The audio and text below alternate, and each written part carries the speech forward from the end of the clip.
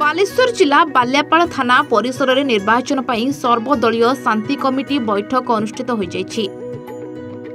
बाल्यापाल थाना भारप्राप्त अधिकारी सदानंद नायक अध्यक्षतार अनुष्ठित यह बैठक में बाल्यापाल बीडीओ विनोद चंद्र पंडा, बाल्यापाल तहसीलदार कनक कुमार नायक, जामाकुंडा फांडी अधिकारी सूर्यकांत नायक प्रमुख जोगदे आगामी निर्वाचन को शांतिपूर्ण भाव में समापन करने समस्त राजनेता मानू पुलिस और प्रशासन को सहयोग करने निवेदन करथिले। उक्त बैठक में बाल्यापाल ब्लॉक रे समस्त सरपंच समिति सदस्य एवं जिला परिषद सदस्य उपस्थित होई आलोचना रे अंशग्रहण करथिले।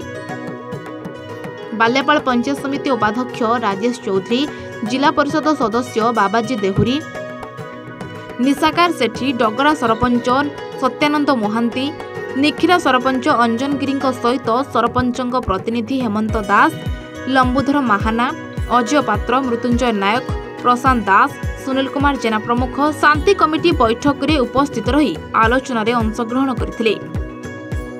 बाल्यापालरू लक्ष्मीधर प्रधान का रिपोर्ट, A1 ओडिशा।